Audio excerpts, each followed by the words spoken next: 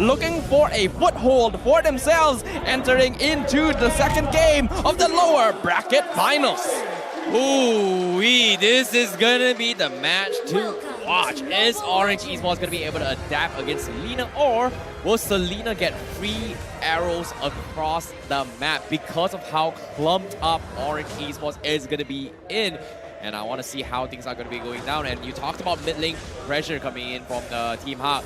Is this going to be a favorable one for Team HAQ? Or is Stormy going to be bringing his Julian in? Because if you think about it, Stormy being one of the star Julian players pre-patch, Gideon. Yes, I think Orange Esports definitely have control over the mid lane, so they're doubling down on saying, hey, you have control over the mid lane, but we're going to enable our jungler as quickly as possible. Panda, knowing this level 1 matchup against Ball, where he is stronger because he has that Inspire, can trade well. Orange Esports, I think their goal this game is just going to take it slow and farm up because they know that Valence is going to be win. Their win condition, Subway should secure basically every objective against the Paquito, while Team HAQ wants to take it fast. They want to snowball carry, and that's why you can see a lot of pressure from Min across the map. Yeah, they're mirroring movements top and bottom side of the map every single time. Wherever you see Min, expect to see aim very close by. Oh, he's going for it! He actually does get the first blood, man, proving to us that Selena still going to be a solid pickoff hero. Well, it's pretty much one-shot potential. We'll talk about early pressure. Yes, you are going to be conceding a little bit more in terms of control, but I guess it doesn't matter if you just take out the hero itself. And in this case, that's going to be the situation for Mon. But how long and space can he make? Because a setup comes in from Gary, completely pulling Valence out of the lane. This is going to be just targeting Valence all the way through from Team HAQ. Man, that's gotta be... It feels really bad when your mistake was, I got hit by an arrow and now I basically can't lane anymore because I had to take a trade against Gary, who basically puts me down to 1 HP. So he's forced to recall. He's not gonna be participating in this upcoming turtle fight, and now Team HAQ really need to start taking the initiative by pressing their advantage into the jungle rather than the turtle. And that's exactly what they're doing. Black Dragon form by Lola just to jump onto the orange buff, but now he is inside 4 members of Orange Esports. They're gonna pull him back, but he gets the shower residue, so he's still alive for now. Not for long though. Aim finalizes that kill, but the time he bought was enough for Gary to secure the turtle. Huh, that's a little bit weird considering how early the Black Dragon was popped up from Lola, considering that they had no vision against Orange Esports. Like, I guess the idea is there, but a pick coming in from Mod. Oh, you hate to see it. These abyssal arrows are so accurate coming in from Mon. If they keep this up, they will be able to actually develop a snowball into the enemy side of the map. And I think Orange Esports right now, if somebody wants to do... Oh, there we go. Another arrow. You got another one. Min gonna get the stun. Mon doesn't quite have the combo damage yet, so Min is just gonna finalize it by pulling back the Fatal Links, forcing out the Cult Altar. So now Min is the one in danger. Subway, Stormy gonna chase him down. As Stormy picks up the kill, Aim will survive. Well, I'm a little bit surprised by this play coming from Team HAQ because this is the second time from game number 1 as well that they're calling in Panda rather early for mid-rotation. It seems like they're trying to set up for kills. Stormy in a very cheeky position, but it seems like Team HAQ, they're getting a little bit more desperate now. But oh no, another arrow, really? What? Yup, he's landing these arrows and Panda's dead on top side. Yup, they find the Moskov. Looks like Orange Esports starting to bite back a little bit, recognizing that Team HAQ, their presence over the map isn't going to be too strong when they have Min and Mon making plays in the mid lane, allowing for Subway to actually contribute with that heavy spin. Look at the amount of sub-emblems that they have. It's all dedicated towards movement speed. They need to be able to move around this map as fast as possible because Team HAQ are taking the initiative. And specifically, Gary here is supposed to be able to get that final punch onto Orange Esports to make these plays. Now, I'm a little bit surprised about how Valence dropped on his average build as well. He's going for 2 points into his hybrid regeneration to lane a little bit better. However, middle lane, Aim. Somehow? Okay, he was alive for a while there, but Gary finally will follow up. And that's going to be important. Gary has not been participating in fights the entire time, but he's still matching up in level, so he has been farming quite heavily. And now Team HAQ want to control the river side of the turtle pit. Well, Orange Esports, as of yet, they're trying to set up for the turtle fight, considering they lost the top lane. But now, man, he's going to get caught out potentially. Nope, he's going to be fine. But now, Team HAQ, they're getting a little bit more, but it seems like Orange Esports, they're getting angsty to just secure objectives rather for the cross-map plays instead, whereas Team HAQ, they're just playing for time.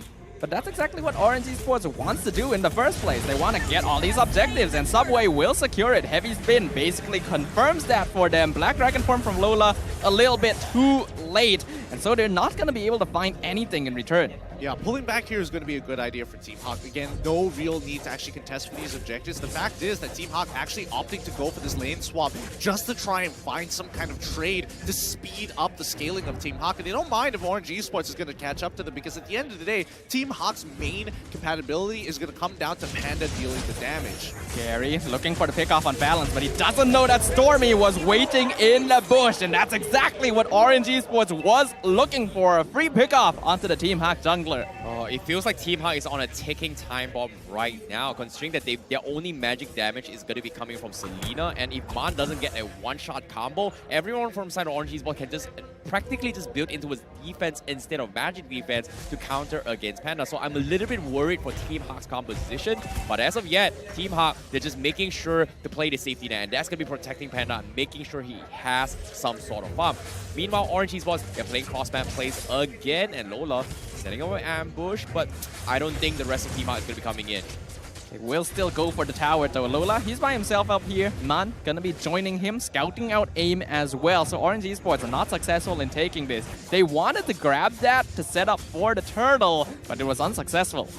I think for the most part of this game, it's going to be rather slow. Team HAQ don't want to take any initiative unless they find the picks of their own, and it's going to come down to the Abyssal Arrow. I think Gary now is a little afraid to start making his own individual plays now that Orange Esports are kind of baiting him out, are trying to adapt around the overall aggression that he wants to provide.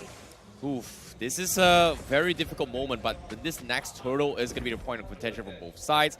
But I feel like they need to find some sort of trades across the map, especially for Team HAQ if they want to try to go for the catch potential. We haven't seen the Fatal Link yet. However, with the Blazing Duet being baited out, Team HAQ might be able to find an opportunity right here, right now. Yeah, I agree with you there. Subway, though, he's going to be the first one onto the turtle. The tower already falling down in the top lane, but Black Dragon Form coming in. Min looking for the Fatal Link's opportunity, but Subway gets the pin. He gets the turtle. Two-man Fatal Link's going to be denied by the Cult Altar, keeping Orange Esports alive as now Neo jumps in, gets the taunt onto multiple members of Team HAQ. But Orange Esports will not push the issue. They got what they were looking for.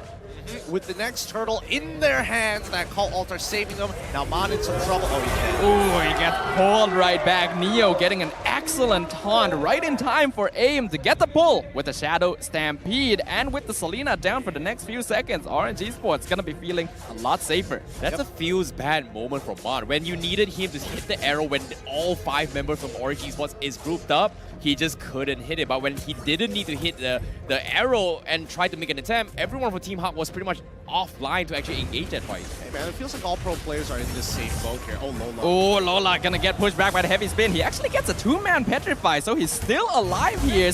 I don't know why he's stuck on top of Subway, so he will die with the 3-man Fatal Links. But guess what, Team HAQ? No AoE, and Man is the one that ends up dying instead. Orange Esports gets the free tier 1 mid. I think at this stage of the game, it's Orange Esports'. They've got full control. Panda is scaling up as fast as possible, and now with the Berserker's Fury, he has more than enough damage, but he still needs a Winds of Nature to protect himself against Valens. I think Stormy right now is playing really, really well. The enhanced chains timings are very nice to cancel some key abilities coming in from Mon or even Gary. Yep, seeing how things is going and progressing coming from both sides. I like how Orange Esports is finally found a way for Valens to deliver the results required of him. We do see a purchase of Winds of Nature for Panda to deal with the burst coming from Blazing Duet, but I feel like it's not enough. They need to have a little bit more damage, and Orange Esports, they realize that who do they focus? If they can get a one-shot onto his cloud, it's great. But if you think about it, if they don't kill Neo fast enough, the Appraisal Wrath can be very disruptive against Team HAQ's composition. I think half the time that's not really going to matter here, because when you are trying to go for the Appraiser's Wrath, you're going to get knocked back, you're going to get stunned. There's so many ways for Team HAQ to actually disrupt it. Right now, Neo, all he needs to do is to hit confirm. He needs to find one target that he can taunt and communicate it to the rest of the team. Well, Yeah. a little bit surprised by the damage output as well coming from Mon, if you think about it.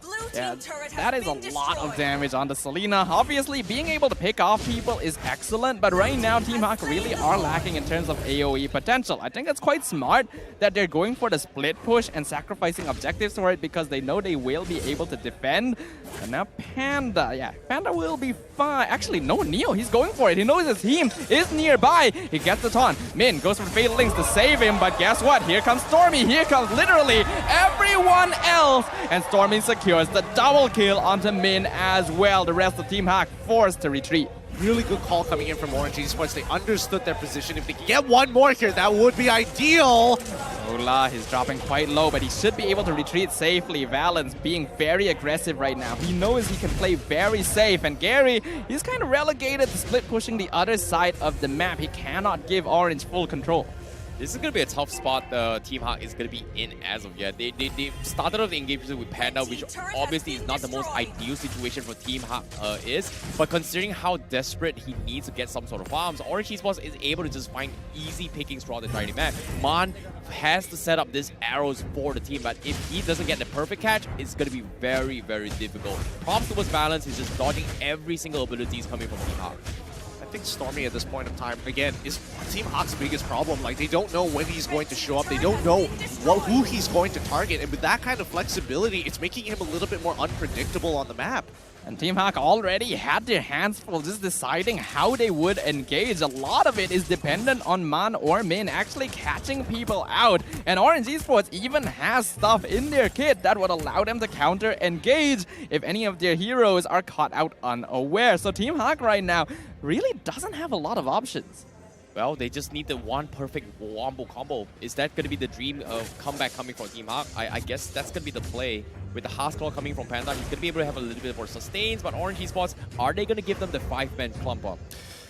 It won't be easy, because even if they do get a 5-man clump up, at the end of the day, Cult Altar is going to bring them back to life, so the combo really has to be effective. Panda needs to have more damage. And with the Haas Claw purchase on his side, he's been farming really, really hard. If this next upcoming team fight, he's unable to make that happen, Team HAQ are going to be put very far behind, and Orange Esports will get at least 2 inhibitors for it. Would you say that Panda needs to play very, very far back, considering like we talked about how Stormy is a big threat. He has the kill potential to dive the backlines. He's got the catch potential coming from Subway. He's got the taunts coming from Neo. Where does Panda sit in these scenarios? Is it a setup from the team, or does he need to bait things out against Orange Esports? No, I think he can't afford to bait it out. As soon as he dashes, he's got nothing else. As if he dashes once, he's got nothing else to run away. And the amount of peel that he has for his team is based on Gary. Mon can't really do too much if he doesn't hit the Abyssal Arrow, and Min can only look to engage, which only leaves Gary and Lola to do the peeling. And Lola isn't very good at peeling to begin with. And that's kind of the corner that this Moskov pick has pushed Panda into. There's not really much he can do because he has to be close enough to deal damage, but he cannot stand close enough because of all the options that Orange Esports has. Team HAQ, though, right now, they're scouting things out. Min, he could get a good Fatal Links, but he cannot afford to risk it. So Lola will be the one zoning out Orange Esports with the Black Dragon form instead. He gets a 2-man Petrify, but it's... Oh, he actually jumps into the backline, finds Stormy, but it's not going to be enough as the Cult Altar heavy spin pushes Lola back into their own tier 1, and now the Yuzong is gone. Team HAQ, they still want to contest this as Min gets the Fatal Links onto Neo, but here comes the Blazing Duet with Balance. Wind of Nature keeps him alive. Min going to fall. Panda, he gets aim, but he will lose his life in exchange. Gary now left by himself, and Team HAQ are going to get wiped off the face of the Land of Dawn. Stormy is so disgustingly good on this Julian. He is coming in from every single angle. He is making sure that engagements from Team HAQ are failing and looks to re-engage immediately after. And with this team wipe, this should be a GG well played. Looks like we've got a series here, ladies and gentlemen, because Orange Esports will officially tie it up 1-1 against Team HAQ. We will proceed into an effective best of 3 to continue to determine who will be our second M4 representative. Pulling up all your cards.